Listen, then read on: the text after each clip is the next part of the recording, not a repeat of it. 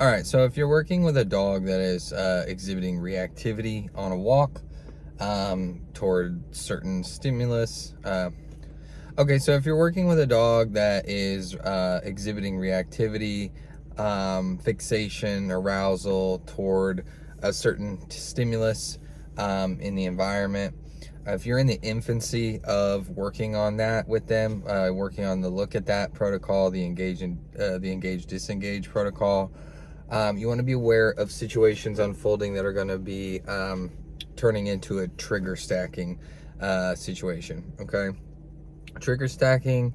A good example of it was like when I was talking to when I was talking about a dog that was afraid of the vet clinic. We were walking by the vet clinic. We've already got that stimulus there that he has an aversion toward. And then there was a truck there that was beeping and had its lights on and stuff like that.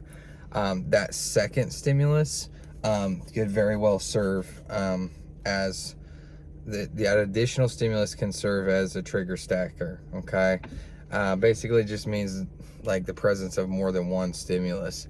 And it's very possible that the dog could have been neutral toward that truck under normal circumstances, but especially with a very young dog, it was possible that we could poison the truck, or we could further poison the clinic because of the presence of the truck. Okay, and then I had another dog that I've been working with lately where I was walking in the neighborhood and they had like a kid coming on, like a couple kids coming by on bikes. We had a USPS truck coming by on our side of the road and delivering mail, and then like, you know, flapping the you know, tipping the flap down, making a clatter when it comes down and when they shut it. Okay, when they put the mail in and they shut it, and he was sensitive to that. And then across the street we had an Amazon delivery truck and a person hopping out and running like at top speed. You know how they do. Okay, so like all those things together, that's a trigger stacking situation unfolding.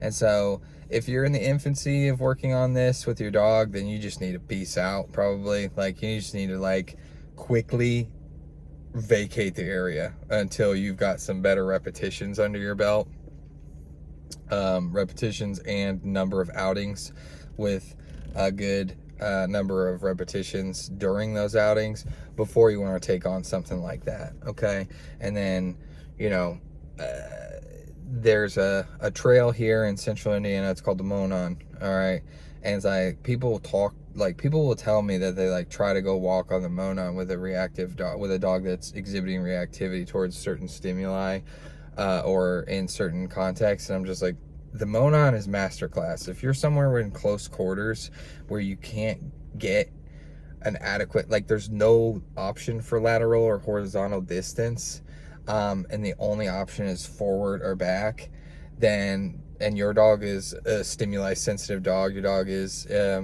presenting reactivity, fixation, arousal behaviors, you got no business being somewhere like that right now. Like in the early stages, you're gonna have a lot of you're gonna need to have a lot of repetitions completed, a lot of clearly reinforced behaviors communicated to the dog, and a lot of successes without getting your dog over threshold before you even consider going somewhere like that. Okay, so anyway, I just want to talk about that a little bit before I am beckoned back inside from my break. Okay, thank you, appreciate it.